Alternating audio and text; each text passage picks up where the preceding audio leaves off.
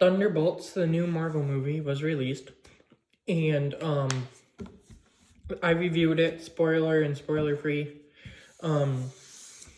So I thought today I would do a ranking of all the members, which is 7 people, and then I'm gonna film it right after this, but I'm gonna either release it at the end of today or tomorrow, doing all 13 movies after Endgame ranked, and then the 14th one that people count that I don't. I will talk about that in there.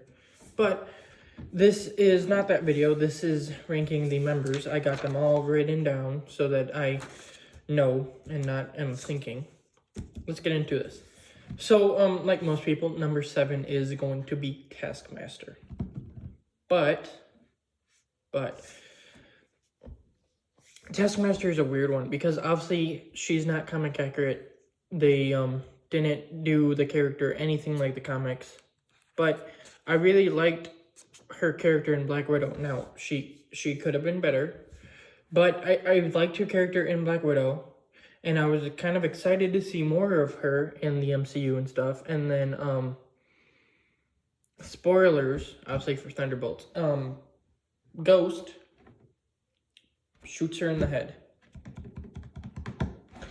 They did her dirty. They did her really dirty. I did not like that. I like Taskmaster, and like the suit and the mask and stuff were freaking cool. And then she's dead within, what, 5 minutes of her being in the movie? So what, 10, 15, possibly 20-ish minutes into the movie, she's dead? Why? Yeah. But, I mean, the reason she's this low is because everyone else but one character has at least 2 appearances, and they're fleshed out more because they have more screen time and they're still alive. So, yeah, Taskmaster, I don't really have that much to say about her other than I'm one of the few that is mad about this, and she was done dirty. Really dirty. It was not pleasant to watch.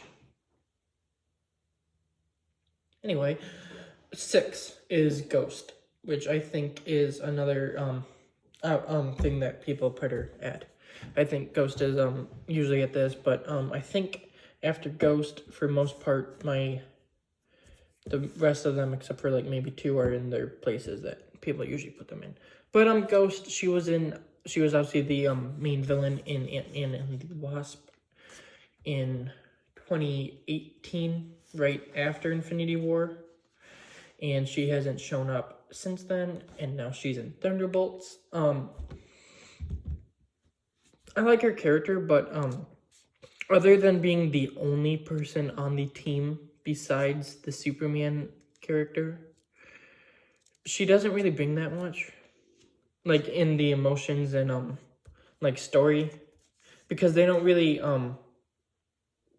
like, let's see, U.S. Agent gets development, Sentry obviously gets development, Bucky doesn't really need development, but he's gotten development. Yelena and Red Guardian both get development, and then Taskmaster was blown away. Ghost doesn't really get anything to do besides be the only one on the team with powers. So I don't hate her character. I really like her character, but when you're comparing it to all these other ones, she's gonna be second to last place. So, like, it's kind of hard to rank her because I do like her character. And Ant-Man and the Wasp is a movie that's underrated, and I really like what they did with it and everything. But she doesn't, like, with all these other characters, especially Bucky, they have at least 2 projects that they have got development over. Bucky's had what? Let's just say about 8 projects throughout all of the phases to progress his character, and Ghost has Ant-Man and the Wasp, which really didn't progress her character that much, and Thunderbolts. But she's still a really cool character. I think that her powers are good. The mask wasn't that bad. And she has cool moments, and even though she doesn't have that much emotion, she still brings some stuff. I wish we would have heard, like, even a throwaway line telling us about Bill Foster, though, who was played by Lawrence Fishburne, because he doesn't even get mentioned, and I find that kind of weird, since she like, throughout Ant-Man and the Wasp, she was with him, and, like, he raised her and stuff. So I think it's kind of weird that he wasn't mentioned, but what can you do? Number 5 is Red Guardian. Yes, Alexei, how do you pronounce his name? I don't want to try and pronounce him because I'll mess him up and stuff, but Red Guardian. He is basically the comic relief in this, and Black Widow. He's the comic relief character. He's a really good comic relief character. And he probably has the second most emotional scene in this film. I'll get to the first at number 2. But Red Guardian, like, he's just a really funny, like, good character to have. Like, he thinks all these people are cool. Like, obviously, Yelena, he thinks is cool. He thinks Ghost is cool with her powers. He thinks Bucky is cool, because, I mean, who doesn't? He thinks U.S. Agent is cool, which I respect. He would have thought Taskmaster was cool if she wasn't shot. But, and then he does have, like, a good emotional moments, and I like him and Yelena's, like, daddy-daughter dynamic. Yes, I have a pencil. I like their dynamic, and the scene towards the end, the daddy-daughter talk, and he's like, you wanted to be the goalie, because then you were the one that everyone would rely on if they made a mistake. I held back tears. I did cry once in this movie, which I'll get to, but there were a couple other times that I was tearing up. And I'm betting that when I watch it again, which will hopefully be this week, maybe even today, who knows, I'll cry. But I cried once, and I'll get to that. But Red Guardian, like, that scene was great, and then, like, Yelena being like, Daddy, I'm so alone. Like, that sounds like it would be a weird thing, but when you see the movie and stuff, it really does, like, hit you in the gut. And then so he's introduced when Yelena goes to talk to him. He's obviously like, I'm fulfilled, so full. And then you get one little scene with him driving Valentina, and then he overhears her, like, talking about Yelena and stuff, so he obviously goes home, suits up, and then goes to the desert where Ghost, Agent, and Yelena are walking. And then they see a car, and they get down, and Yelena figures out who it is, and she's just like, oh God, oh no. And then he gets out of the car, and he's like, Yelena, don't go into the vault. It was so hilarious in theaters. Like, everyone burst out laughing. Like, that was so funny. Like, he was over dramatic. He was screaming. He got there way too late. It was hilarious. And then obviously he's like, got like these jokes, like, asked Bucky what type of serum he got. I don't know, Hydra. Oh, Hydra Fonzie. And then, like, all this other stuff. And then he's got the post-credit scene where he's like, with the cereal box, and he's like, that's me on the box. And then the post-credit scene, the second one, where Sam is suing them because they're the new Avengers. And he's like, I got idea. We're the new Avengers with a Z. No copyright. That was funny. I mean, come on, that was funny. And then he has, like, the stupid, like, weird getup with all, like, the, like, Tide and crap. But anyway, he's just, like, a really funny character, and he might not be my favorite, but he is probably the most funny, where he's just making jokes without being a, D-bag. Which we'll get into the D-bag in a while. Probably a little bit, but a while. But yeah, that's what I have to say about Red Guardian. Let's move right into number 4, which is his daughter, Yelena Belova. Now, obviously, she's like the main character of this movie. It starts off with her saying that there's something wrong with her. Um, it it was there before my sister died, but now it's even more apparent. It's like a void overtaking me, and then she jumps off the building, and then she's like, well, maybe I'm just bored. And then she's got like action. She's talking to that guy. She gets more action. She goes to talk to Red Guardian. She gets the job to hunt down Ghost. Action. She talks to Bob. Big mistake. She says that everyone has a void and you hold it in. Not a good idea. Blah blah blah. She's the emotional inker mostly. I would say Bob has like more of the emotional in this movie, but Yelena's got like the second most, if not the first. So I mean, yeah, Florence Pugh plays her really well. And her character is just like a cool one. Like I like her character way more than Black Widow. Yes. And I don't think that's a hot take. Cause like she's got Black Widow, she's like got all the training and the gunplay and stuff, but she's also got like funniness, emotion, and like she has. It's hard because like once you figure out that Black Widow had this family and they were like barely like if ever they were mentioned once or twice throughout all the movies.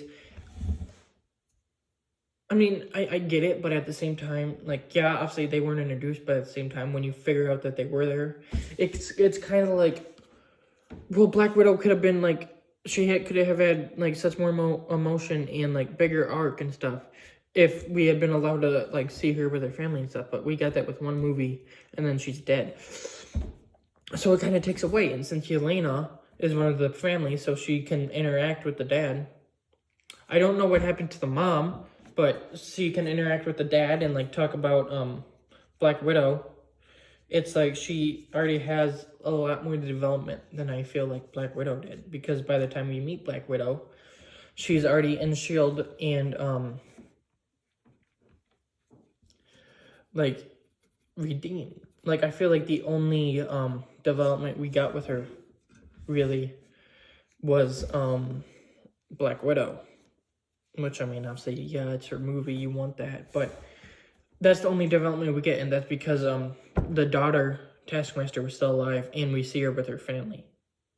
Like, if Taskmaster wasn't alive, and her family wasn't that great, then she wouldn't have had any development. So, I like Yelena a lot more than her sister. And obviously, her dynamic with her father, I really like that. Like they both want to be like father-daughter, but they don't know how to be, and obviously they've had this weird life where they were father and daughter for a like good chunk of her youth, and then they met later. So I mean, I like that, but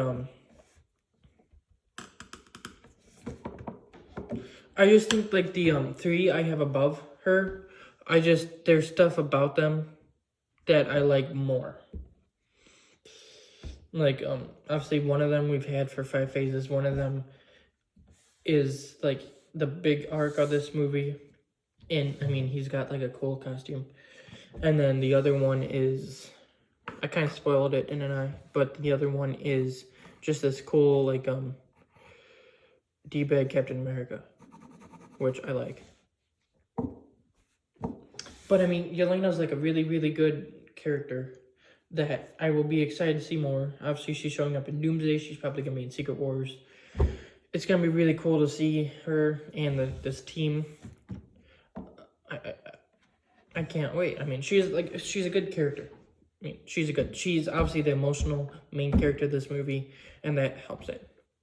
Even though my favorite characters, there's 3 other characters I like more than her, I feel like making her the main character of the movie really helped make the movie better than it probably would have been. Yeah. Number 3 is the longest character we've had in the MCU in this movie, and that is James Buchanan Bucky Barnes, aka the Winter Soldier.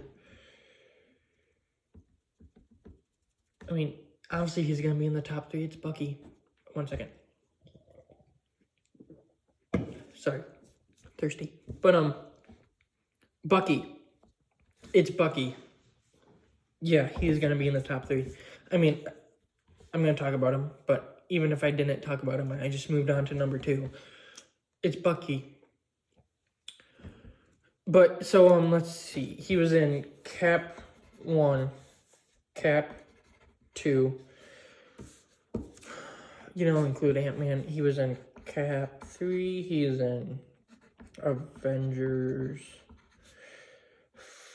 3. He's in Avengers 4. He's in Falcon and Winter Soldier. He's in Cap 4, and then he's in Thunderbolts. So 1, 2, 3, 4, 5, 6, 7, 8. I was right on the money. Oh my god. I said 8, did I not? I think I did.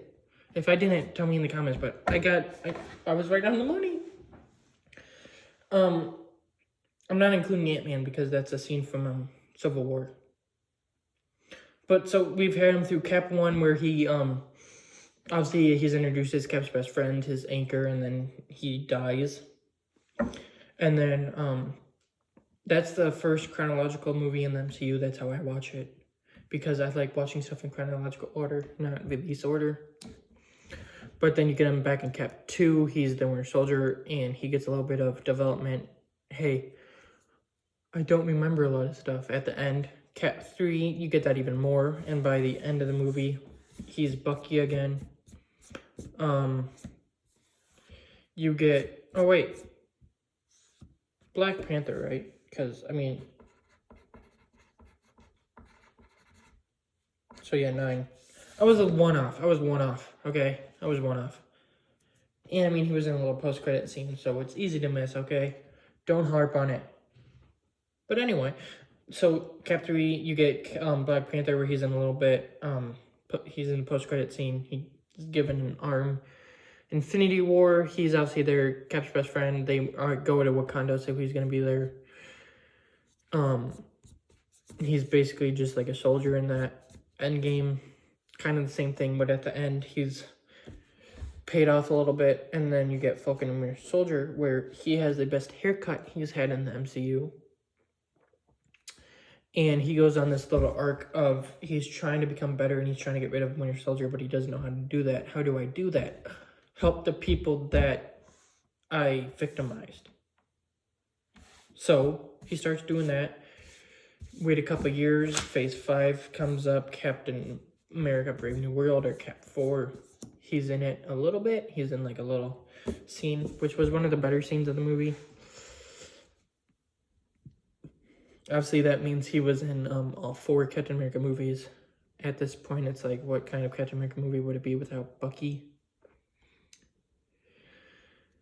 And then, a couple months later, let's see, March, no, February, March, April, May. So what, 2.5, 3-ish months? He comes back in Thunderbolts, where he is a senator.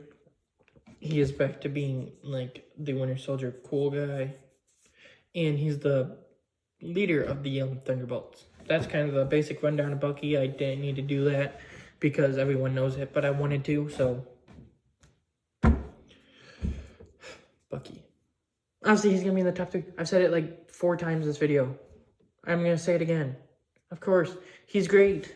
He might not be my favorite character in the MCU. He might not be my favorite character of the Thunderbolts, but he's a really good one. It's always nice to see him. He is going to be in Avengers Doomsday. He's going to be in Secret Wars, I'm guessing. And from then on, who knows, but him and Loki are the only 2 characters that have been in every single phase of the MCU, and that is including Phase 6. So, safe to say that if you see him, obviously you're going to be like, yes, he's still alive. I've had him through my childhood. I grew up with, like, Phase 1 and 2, and even 3 to an extent. And obviously I'm growing up with these other ones, and I will always love the MCU a lot. So it's like when you see this character that you've grown up with in a new movie in theaters in 2025, twice, you get a little happy and you're like, oh my God, yes. And that's my reaction. And I mean, he has like the,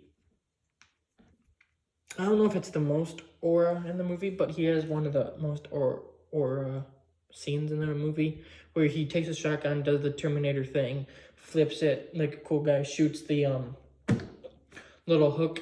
What's it called? I don't know, the hook on the car. He stops his motorcycle, gets off, grabs the hook, wraps his arm, shoves it in the ground, and boom, there goes the car. It's flipped. Awesome. Peek, peek, peek. Obviously, he's the only member of this group that has dealt with his trauma and basically moved on from it, or at least learned to live with it, which is what he's helping them throughout the rest of the movie. So he's like the leader, mentor, almost. It's nice. It's nice to see him. I mean, come on. Number 2 is the newest edition. Bob, a.k.a. Robert Reynolds, a.k.a. the Sentry, a.k.a. When You Die, the Void.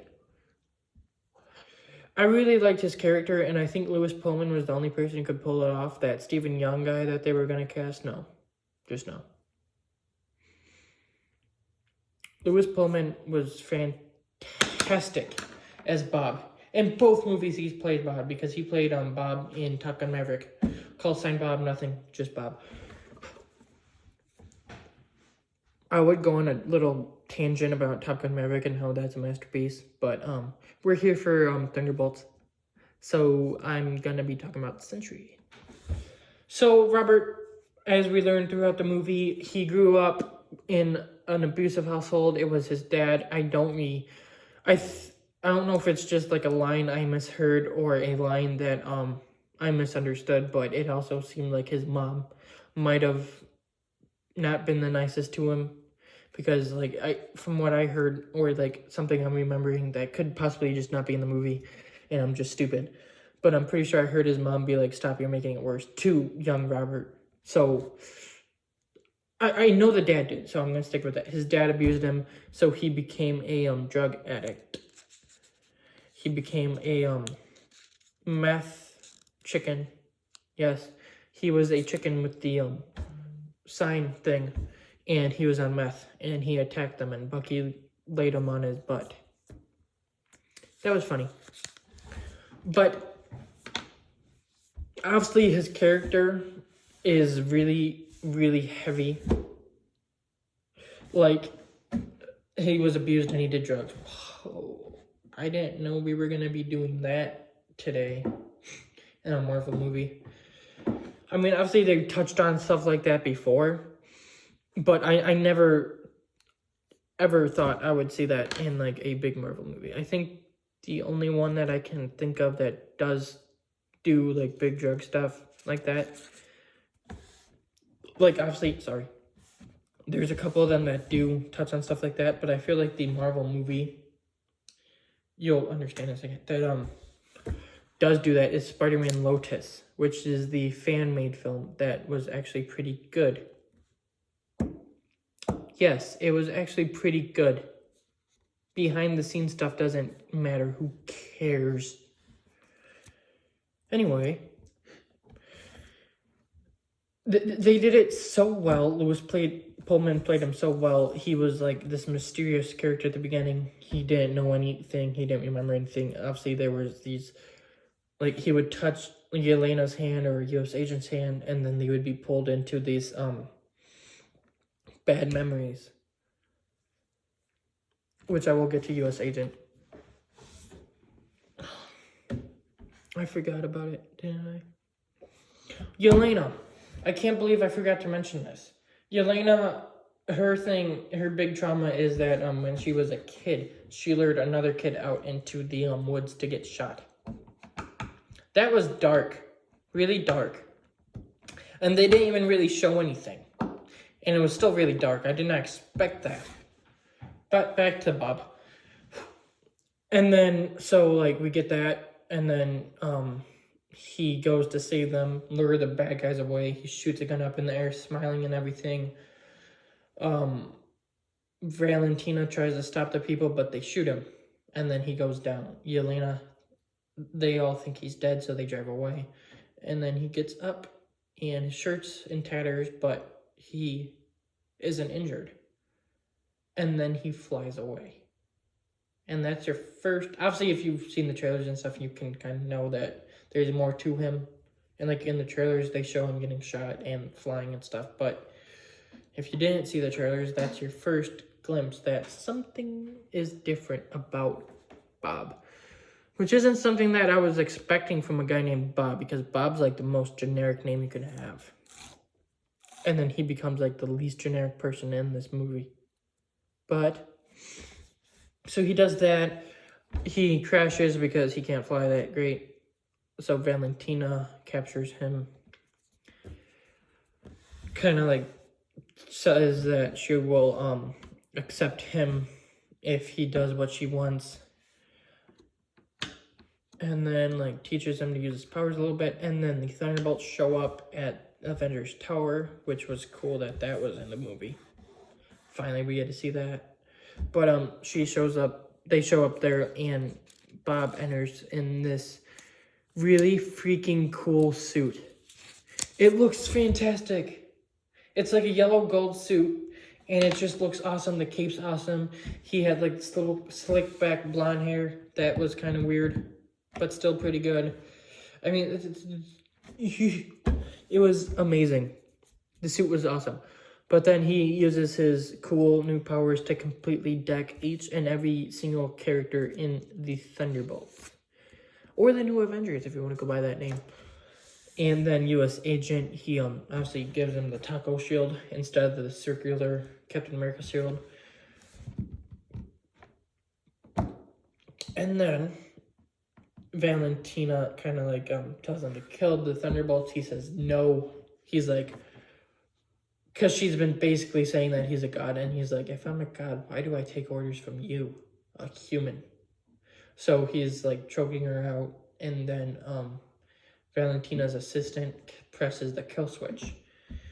And that's the end of Bob, or at least they think so. And then they leave, and as they leave, his body gets all shadowy. And you're like, is that just like the sun moving or something? And then he opens his eyes and they're like yellow. And you're like, oh my god, that's awesome. But then Yelena and Red Guardian have their little talk. Holy crap, this is already longer than my review of the movie. I'm going to try and hurry this up. But they have their talk. They see Sentry in the sky, or Void in the sky. He has this whole thing. And basically just of it, he has all this trauma, so they help him get through it. They go into the Void, meet him, help him get through it. And then the most emotional scene in this movie, which made me cry, is when Bob is beating the Void. And he's turning into the Void, and then the Thunderbolts all break out of what the Void had them in, because he's not as focused on them. And they go over and they give Bob a hug. And, like, they pull him away, saying that you don't have to do this alone anymore. That broke me. Like, that made me cry. And I feel like if I watch it again, which I will, it's going to make me cry way more harder than I did the first time. They just did Bob so perfectly that I don't think that he could be any lower than the top two. But number one is, if you've been paying attention, U.S. Agent, a.k.a. John Walker. I'm going to try to make this one short so that the video is shorter. There's not going to be a lot of views on this, I'm betting, since it's longer. But anyway, U.S. Agent John Walker, obviously he was in Falcon Winter Soldier. He was Captain America for like 2 seconds. Or the JV Captain America, the dime store Captain America, whatever you want to call him. And then he kills someone because he took the super soldier serum. It brings out your most powerful emotion or anything. So for him, what was it, rage or something, I guess. And he gets the shield taken away, so now he is U.S. agent. The assassin with the super soldier serum. That isn't Bucky or Red Guardian. I really like his character. Yes, he's a D-bag. It's hilarious. He has really funny moments. He calls Bobby or Bob throughout the movie. That's funny. He's got the bulletproof-ish scene. He's got the scene where when Bucky shows up, he's like, Bucky, yeah. He's got really funny moments throughout. He gets the taco shield, which he makes fun of. He's probably, Red Guardian is the comedic relief. John Walker is probably the one that got the most laughs out of me. I really like his character. They dove into some of his emotion with Bob, like, grabbing his hand to pull himself up, and then John Walker gets put into the scene where, instead of paying attention to his kid and his wife, he was paying attention to, everyone thinks I'm a joke. Then he lashes out at his wife, and then it cuts back to him at the thing, and everyone's like, you okay? And he, like, looks, and he's, like, right on the edge of the, thing that they were at, and it looks like he might jump. And it's just like, holy crap. But then, he's, like, acting like everything's fine. Him and his wife just work stuff out. He says that, and then later in the movie, you find out that, his wife took the child and left him. And you get this really sarcastic D-bag character who acts like he's the best out of them all, acts like he should be the leader, acts like he's, like, nothing's wrong, like he's just great. And then you find out that his wife and child left him because he can't stop harping on him being Captain America. That was really powerful. And, like, I saw this mentioned and it really stuck out. When Void, like, touched their hands and, like, they went to the their worst, like, memories and stuff, like the ones that haunt them the most. Yelena's was the kid dying and, like, all this other stuff. What was the one scene, what was the one moment in his life that U.S. agent went to? Him neglecting his kid and his child and his wife and, like, walking out. Not being the Captain America shield taken away, not his own glory. No, it was his family. And it's like when I watch it again and, like, I fully understand what's happened, I will probably shed a tear at that too. But, I mean, he's got the emotion. He's got the jokes.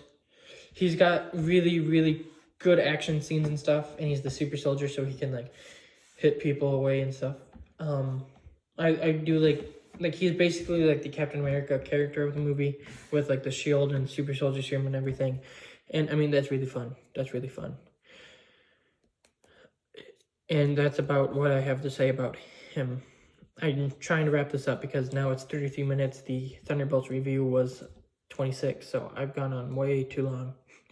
But I have a lot to say. I mean, this is Marvel. This is what I like talking about.